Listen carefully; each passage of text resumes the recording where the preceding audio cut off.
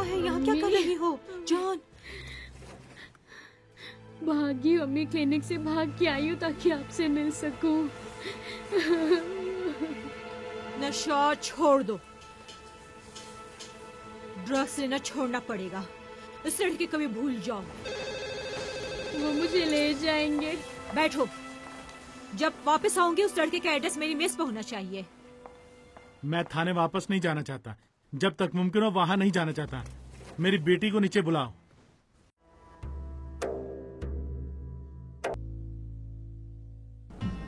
मुझे छोड़ दो, मुझे छोड़ दो, छोड़ो मुझे, मैं यहाँ से फिर से भाग जाऊंगी। छोड़ो मुझे, मुझे सबसे नफरत है। मुझे सबसे नफरत है। छोड़ो मुझे, लगाना है। छोड़ दो मुझे, छोड़ दो मुझे, चुप रहो, चिल्लाओ नहीं। मुझे सबसे नफरत है, सब शोर मत मचाओ, इंजेक्शन लगाने दो। सबसे नफरत है, सब बहुत बुरे हैं। मैं इतना फिर यहाँ चिल्लाओ से नहीं, भाग चुप जाऊंगी। रहो, आराम से छोड़ दो रहो। मुझे, छोड़ो मुझे, छोड़ो मुझे, यहाँ नहीं रहना है। हिलो नहीं, इंजेक्शन लगाने दो। मुझे यहाँ से जाना है। मुझे सबसे इसका हाथ पैर ठीक से बांधो। छोड़ दो मुझे, छोड़ो मुझे, छोड़ो मुझे, छोड़ो मुझे, छोड़ो।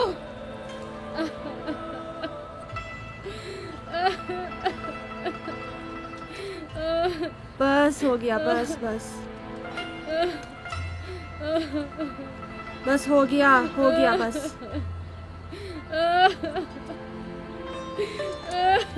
इंजेक्शन लगा दिया, अब जल्द से हो जाएगी। मैं चली जाऊंगी यहाँ से, खुदाया, या अल्लाह, छोड़ दो मुझे।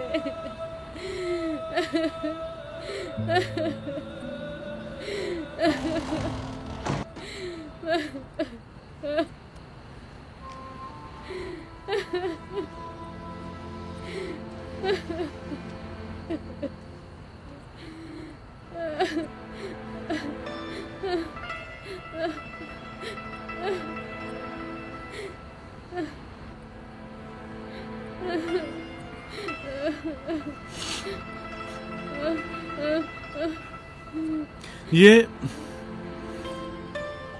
मोहम्मद जवाद जो भी बात कहता है मेरे जहन में बैठ जाती है।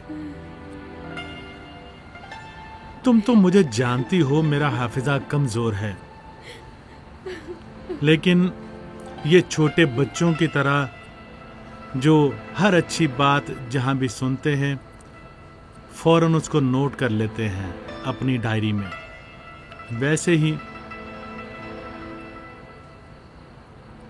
वैसे ही जो कुछ मोहम्मद जवाद कहता है फौरन मेरा जहन नोट कर लेता है।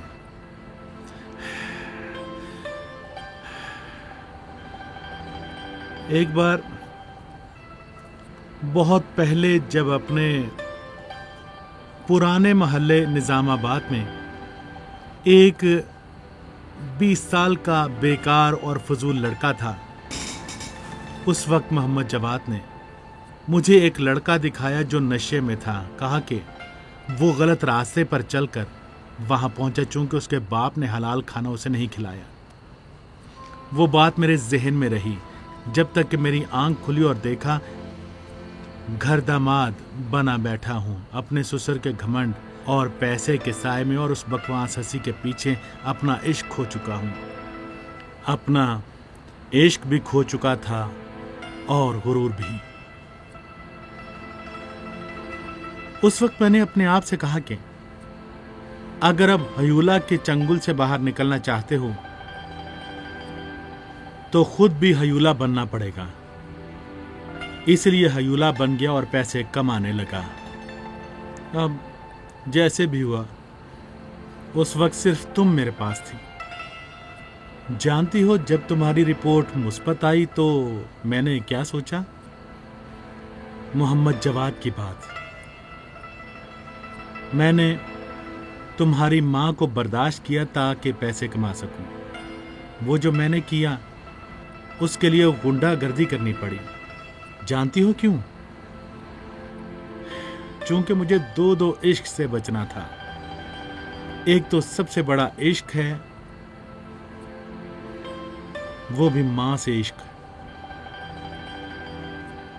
मैं इतनी ऊंची आवाज में बोल रहा हूं ताकि अपने दिमाग की बात ना सुन सकूं।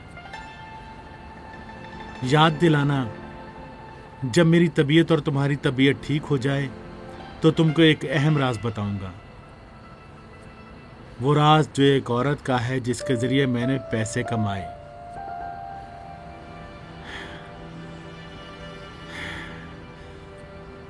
बेटी, मैं कभी तुम्हारा जहन नहीं पढ़ सका,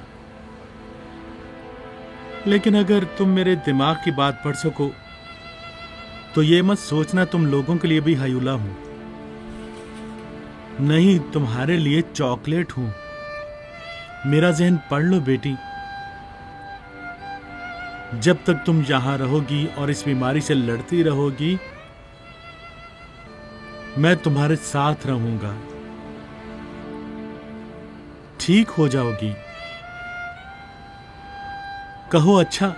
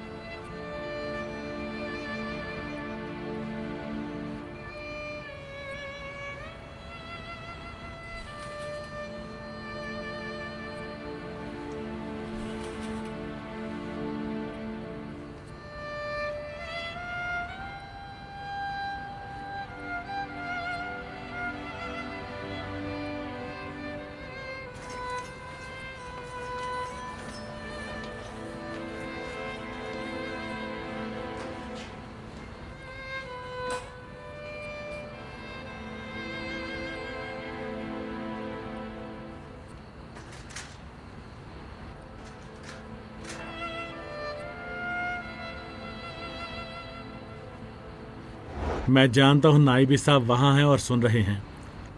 सुन लो, अब अर्दलान तमजीद गलत तरीके से पैसे नहीं कमाएगा।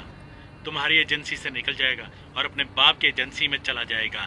अपने बच्चों के साथ रहेगा। सबसे कह देना, अपने साथियों से कह दो कि अर्दलान तमजीद जो बचपन से तुम लोगों के जाल में फंसा हुआ था और पैसे कमाता रहा, अब तुम्हारे साथ नहीं रहेगा। तुम्हारी गुलामी छोड़ रहा है। कह दो कि जानता हूं वो मेरे बास हैं। कह दो कि जानता हूं मेरे ससुर की तरह मुझे भी बर्बाद करना चाहोगे। लेकिन ये भी कह देना, अगर अर्दलान को डुबोने की कोशिश भी की तो अर्दलान तुम सबको डुबो देने के लिए तैयार है।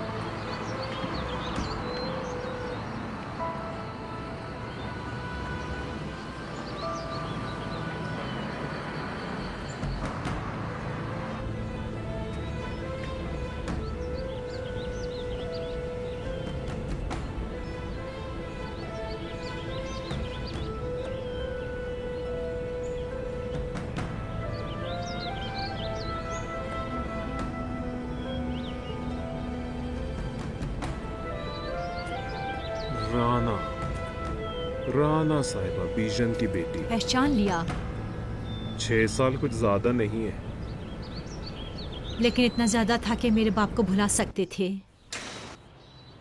इतने पैगाम दिए कि मैं खुद आजिज आ गई।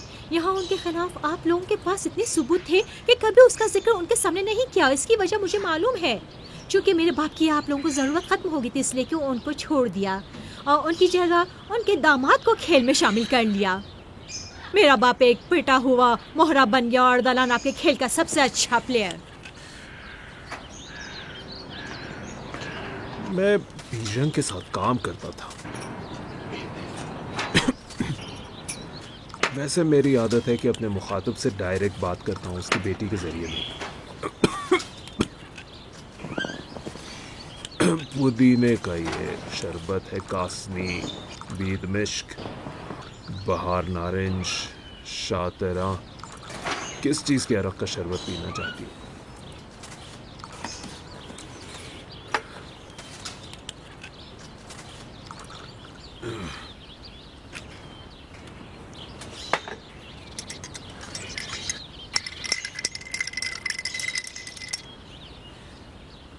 मैं यहाँ कोई शिकायत करने नहीं आई हूँ, वो भी शराबी बाप के लिए। जब से मैंने आँख खोली है, मेरा बाप एक मुस्तकिल शराबी था, इसीलिए कोई शिकायत का मौका उन्होंने नहीं दिया है। मैं अगर दुनिया के दूसरे कोने में रहने लगी तो इस वजह से नहीं कि मुझे अपने शराबी बाप के पास मेरी मुश्किल कुछ और थी, लेकिन मेरा मुस्तकिल शराबी बाप आप लोगों के लिए कितना मुफीद था, तो क्या उनकी मजबूर बेटी आपसे कोई उम्मीद नहीं रख सकती?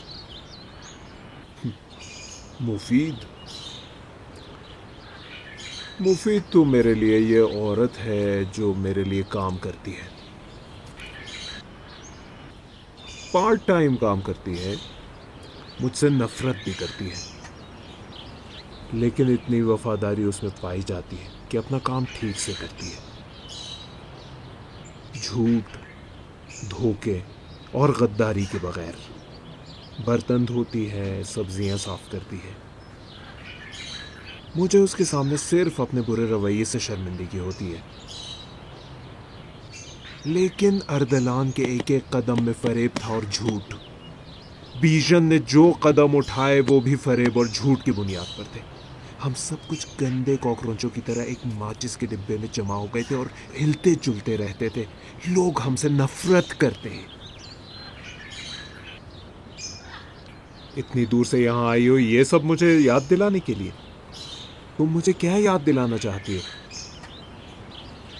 जो अपने दूध पीते बच्चे को छोड़कर दूसरे मुल्क में घूमने जा सकती है, उसकी जगह वहीं पर है। अब कर्ज खाओं की तरह मत बोलो। बात क्या है ये बताओ। मुझे मेरे बच्चे चाहिए। कानून मुझे कोई हक नहीं देगा। मेरी अम्मी कहती है तुम छोड़कर वापस आ जाओ, लेकिन मैं नहीं जाऊंगी। आखिरी रास्ता बताइए, कोई आखिरी रास्ता। सिर्फ अपने बच्चे चाहिए? लेकिन कभी तुम्हें अर्दलान से प्यार था, अब नहीं है। नहीं है।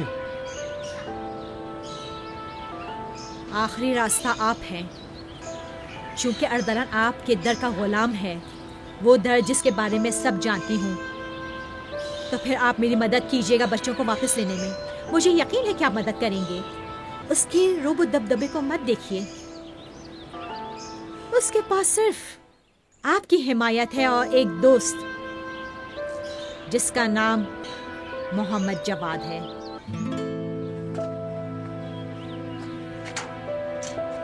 सलामुन अलैकुम मोहम्मद जवाद। अलैकुम अस्सलाम। कैसे हैं? अल्हम्दुलिल्लाह, खुदा का ये शुक्र मेरे है। बूढ़े दोस्त की क्या खैर खबर? लाइब्रेरी में है, मैं उन्हीं के लिए दूध ले जा रहा था। आप ये अल्लाह कहकर आगे बढ़िए, मैं दूध लेकर आ रहा हूँ। आज़र नहीं है, आइए आइए तशरीफ लाइए।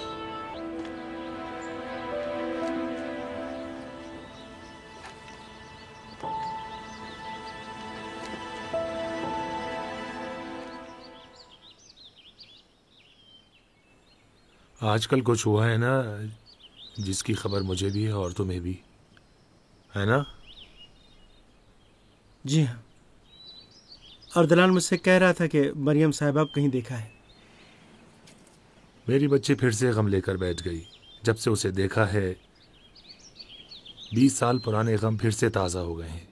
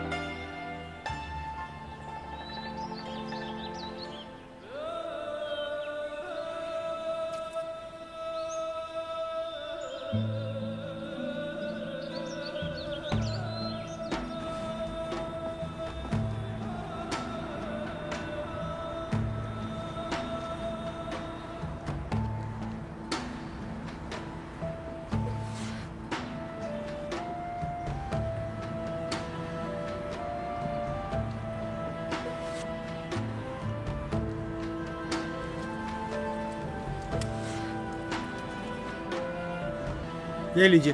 शुक्रिया आपका। आंटी एक फाल मुझसे खरीद लेंगी? फाल? जी।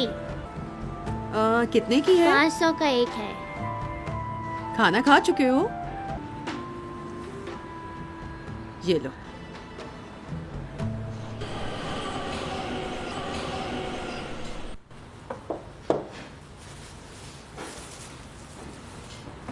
अस्सलाम वालेकुम। ज़ियारत कबूल हो। बहुत मज़ा आया अम्मी। बोर्ड ऑफ डायरेक्टर की मिन्नत समाजत काम आ गई एक दिन की छुट्टी के लिए। ये देखिए सौगात भी लाई हूँ। बहुत शुक्रिया। कोई बात नहीं अम्मी।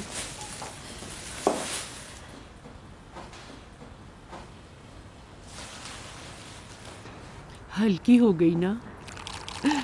हल्की थी और भी ज़्यादा हल्की हो गई। बाबा कहाँ हैं? तो फिर मुझे भी हल्का कर दो। क्या मतलब? मतलब तुम्हारे लिए रिश्ता आया है। शादी कर लो और मेरी फिक्र को भी हल्का कर दो। मेरे दिल को हल्का कर दो। लग रहा है कि मुझसे उकता गई हैं आप। मैंने हमेशा कोशिश की कि आपको परेशान ना करूं अम्मी। शादी कर लो। अब लड़का कहाँ मिल रहा है? मिल गया है। ये पहला थोड़ी है किसी को तो हाँ कहो। अम्मी जान असल में मैं इसको बिल्कुल भी आने दो। शायद इसकी मोहब्बत तुम्हारे दिल में आ जाए। सारी मोहब्बत आप और बाबा ने अपने कब्जे में कर ली है। अगर हम दोनों ने सारी मोहब्बत कब्जे में कर ली तो उसको देखने के बाद कैसे फौरन जियारत पे चली गई कि हल्की हो जाओ। किसको देखने के बाद?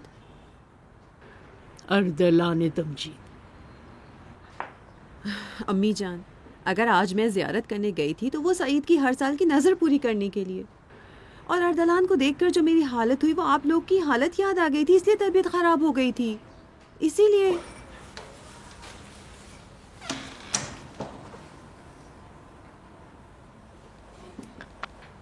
अस्सलाम वालेकुम बाबा। अस्सलाम वालेकुम। वालेकुम अस्सलाम।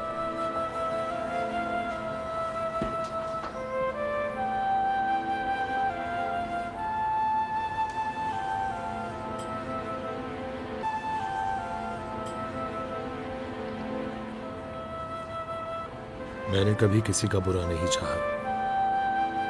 इस वक्त भी अपने आप से नाराज हूं और ये हालत हो गई है चूंकि किसी के बुरे काम पर राजी हो गया।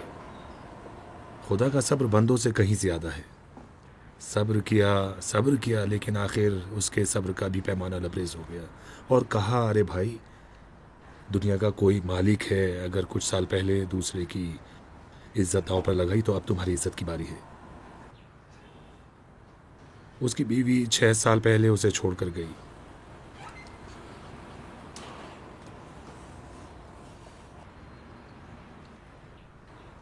अर्दलान तमजीद की बात कर रहा हूं। उसकी लड़की नशा करने लगी और वो खुद दर बदर उस लड़के की तलाश में है जिसने उसकी बेटी की हालत की है। अभी हाजी सानी के घर पर था। ये बातें मोहम्मद जवाद ने बताई हैं। कह रहा था कि अर्दलान की जिंदगी बड़ी शान से नहीं चल रही है। मैंने कभी किसी का बुरा नहीं चाहा। उसे माफ कर देते हैं लेकिन इस वक्त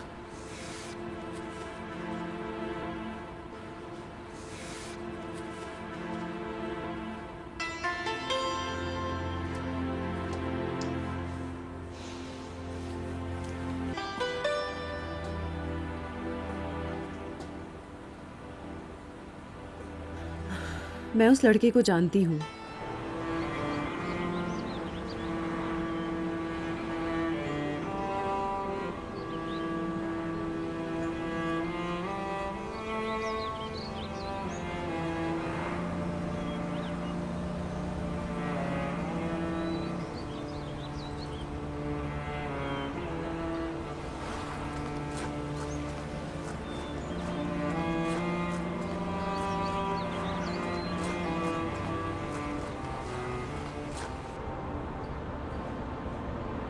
अम्मी,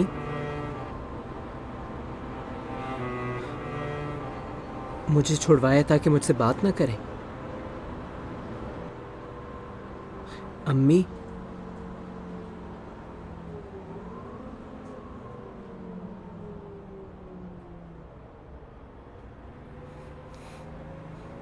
जुर्माने का पैसा कहाँ से लाई? हाँ,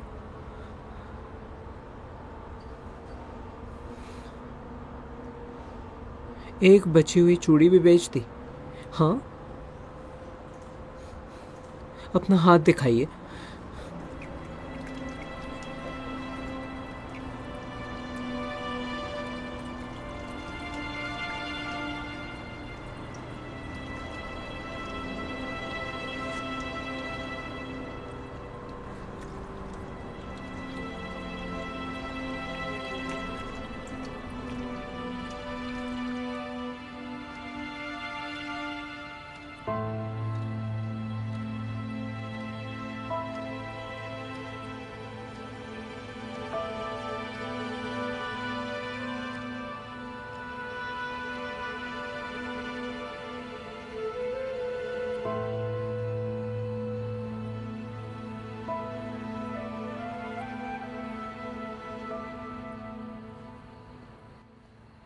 चूड़ी के अलावा घर का कालीन भी गया। कबाड़िये को बुलाया था, अपनी इज्जत भी बेच डाली। तबाह हो जाऊं मैं। इत्तेफाक से जब कबाड़ी वाला कालीन बगल में दबाए जा रहा था तो ये मुकर्रम साहिबा पड़ोस वाली कहने लगी कि अरे क्यों घर का कालीन बेच रही हो। तो लैला ने इज्जत बचाने के लिए कहा कि वो मेरे कॉलेज की फीस के लिए है। इसके बाद पता है मुकर्रम साहिबा ने क्या कहा? कहा शाबाश अकरम, अपने घर का कालीन बच्चों की पढ़ाई के लिए बेच रही हो।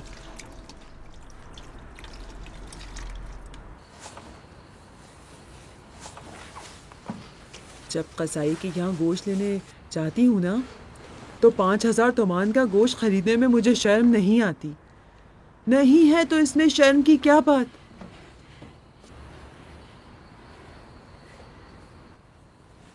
मैं मुनशियात फरोश नहीं हूँ अम्मी। हाँ हाँ भाई, तुम तो इमला में फेल हुए थे, तभी उसके अजाले के लिए कालीन बेचना पड़ गया।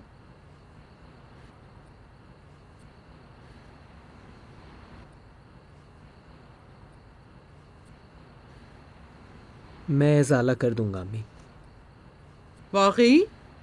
वाकई तुम इजाला करोगे? जी। तो फिर उठो, वुजू करो, नमाज पढ़ो और फिर कसम खाओ कि अब उस लड़की के आसपास भी नजर नहीं आओगे।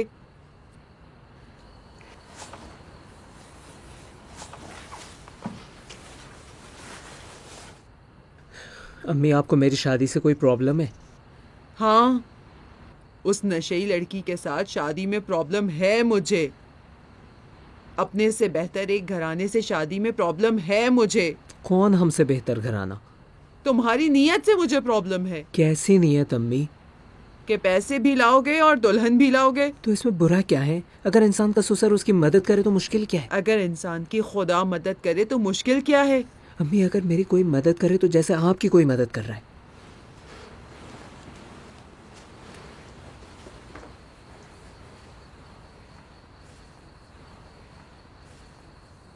खुदा है। खुदा कहाँ है? आपके पास सिर्फ गोश्त खरीदने के लिए 5000 है। अच्छा, तो खुदा उस वक्त खुदा है कि मेरे पास 40,000 तोमान गोश्त खरीदने और खाने के लिए हूँ।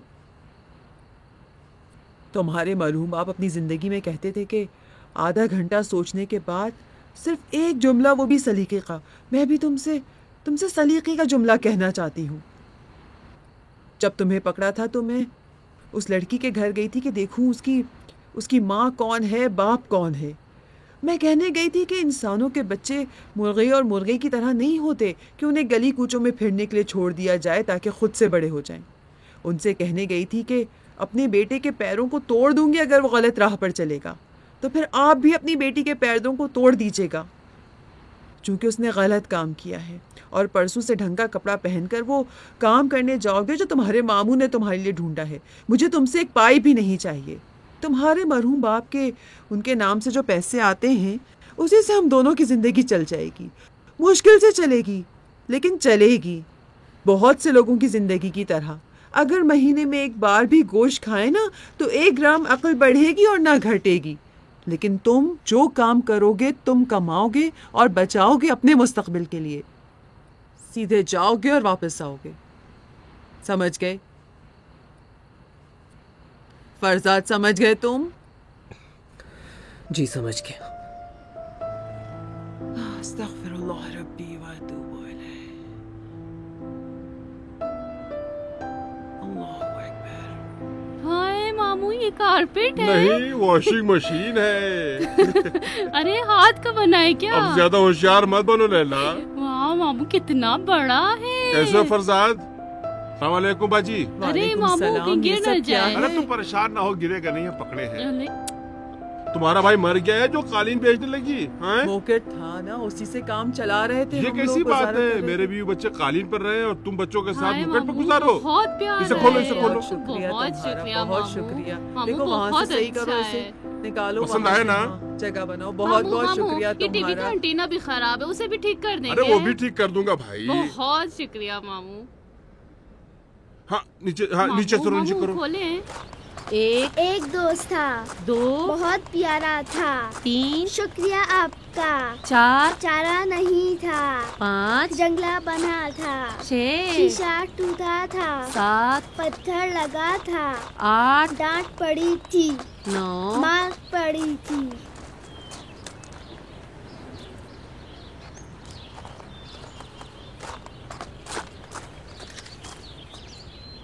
दस भाग गया था।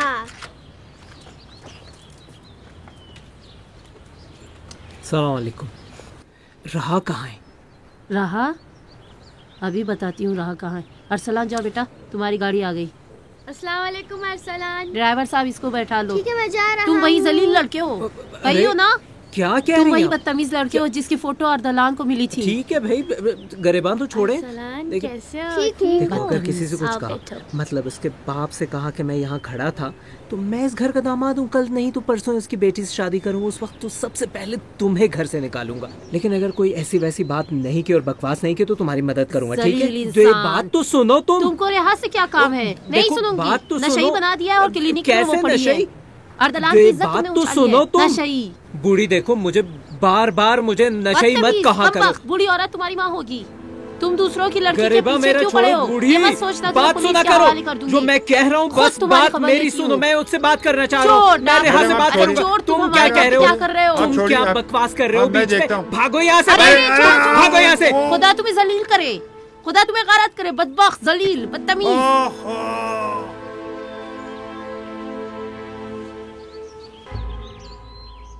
हेलो गुलबानो, जवाब क्यों नहीं दे रही? अरे कुछ मसरूफ थी। अरसलान चला गया? अरसलान जी जी जी जी गया। कुछ हुआ है गुलबानो? क्या हुआ है? गुलबानो, तुम जब तक बात बनाओगी कयामत आ चुकी होगी। जब झूठ नहीं बोल सकती तो सच तो बोलो। अरसलान ठीक है ना? मैं बाहर जाना चाह रही थी तो मैंने देखा है किसी का खत पड़ा है। दरवाजा खोला तो देखा वही बदबख्त लड़का बाहर खड़ा है, उसी ने खत फेंका था। बदबख्त लड़का कौन है? अरे वही जिसकी फोटो राहा के कमरे में मिली थी। कह रहा था राहा कहाँ है। मुझे आपकी मजलूमियत और बुरी हालत और दूसरी तरफ राहा की बेअक्ली याद आ गई। बस मुझे भी गुस्सा आ गया। उसने अरसलान की सर्विस वाले को भी खूब मारा। मैं वो खत पढ़ूं? तुम पढ़ सकती हो क्या? अपनी हद तक तो हाँ पढ़ सकती हूँ। वैसे बहादुर भी यहाँ है। ठीक है, होल्ड कीजिए, ये खत तुम उनके लिए पढ़ दो। अर्दलान सलाम। अर्दलान साहब। अर्दलान साहब सलाम अलैकुम। अर्दलान तमजीद साहब सलाम अलैकुम। अब हिसाब का वक्त आ गया है। मैं आपके बारे में सब कुछ जानता हूँ। आपके कर्ज लेने के बारे में, फैक्ट्री चलाने के बारे में, ताकि उससे कर्ज ले सकें, मुख्तलिफ ज़मीनों की खरीदो फरोख्त, तो बहुत से गैर कानूनी घर बनवाना।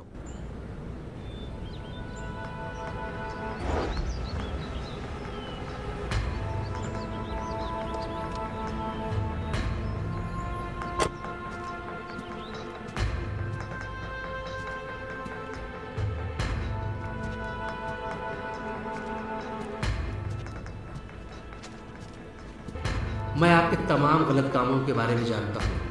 मैं आपकी तरह लालची नहीं हूँ और ये राज छिपा भी सकता हूँ।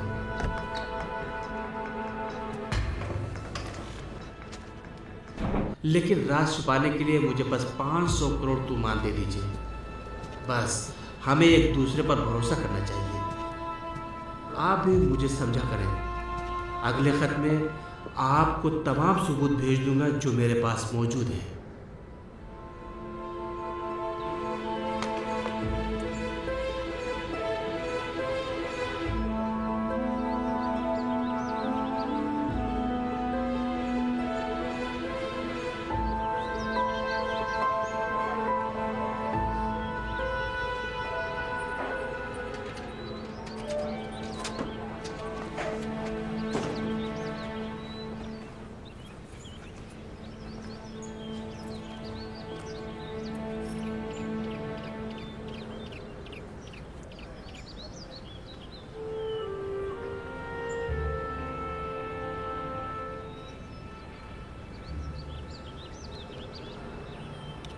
यह खातून उस लड़की की अम्मी है।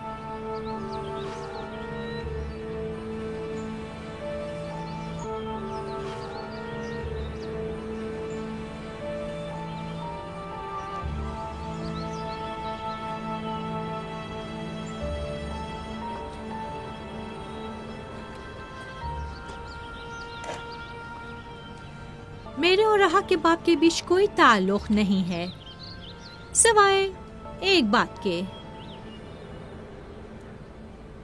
हम दोनों जानते हैं कि तुम लड़के मेरी बेटी के लिए जहर हो।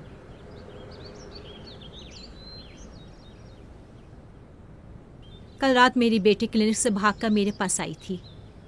मैंने उसे जबरदस्ती तुम्हारा एड्रेस लिया है। उसकी जिंदगी बर्बाद हो रही है और इस बर्बादी में तुम जिम्मेदार हो।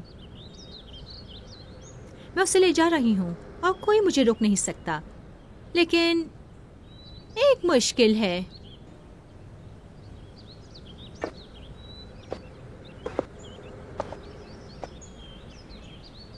और वो छोटी सी मुश्किल तुम हो। जब तक राह का काम हो उसे ले जा सकूं तो टाइम लगेगा, ज्यादा नहीं लेकिन बहर टाइम लगेगा। उस वक्त तक तुम रेहा का पीछा छोड़ दो। मैं और राहा के बाप एक दूसरे के जाने दुश्मन हैं, लेकिन तुमसे बदला लेने के लिए करीबी दोस्त भी बन सकते हैं।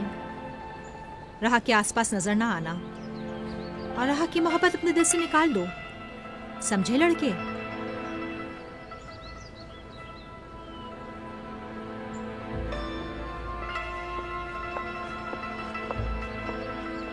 चले, मैं उसे भूल गया।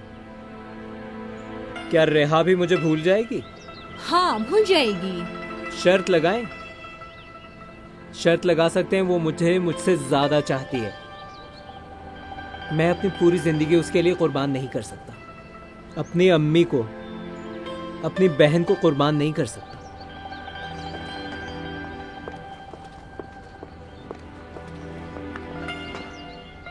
लेकिन वो मेरे लिए सब कुछ कुर्बान कर देगी। अपने बाप को छोड़ देगी, अपनी अम्मी को छोड़ सकती है, फौरन छोड़ सकती है, पूरी जिंदगी देने को तैयार है।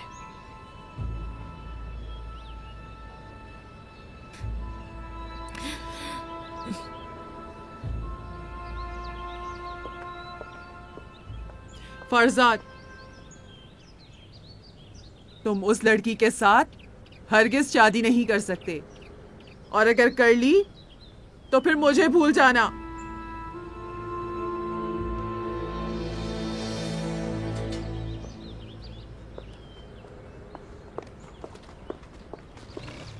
मैडम, मैडम, आंटी, क्या चाहिए तुम्हें? हमें जैसे क्या चाहिए? राहा को नशा करवाया, सुख नहीं मिला।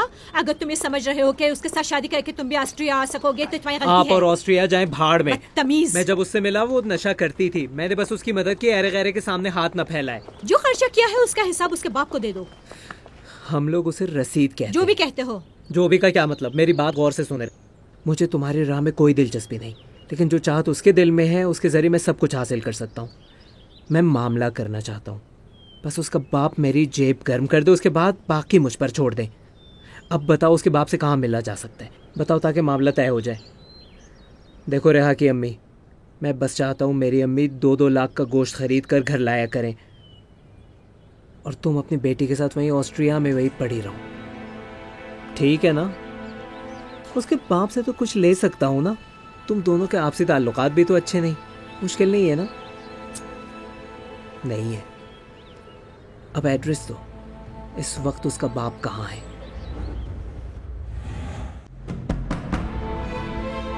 ये मेरा हक है कि आखिरी बार अपनी बेटी से मिल सकूं।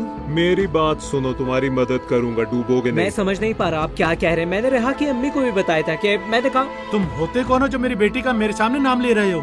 तुम उसकी अम्मी हो ना? क्या सुधार दिया उसे? अरे मुझे छोड़िए, अरे मुझे इस लड़की से शादी करना है, वो भी करना चाहती है, प्रॉब्लम है तो जेब में हाथ डालिए। ये बच्चा तुम्हारी मदद करना चाहता है। किसने उसे मारा है? मैं उसको बर्बाद कर डालूंगा जो भी मेरी बेटी की खुशी ना देख सके।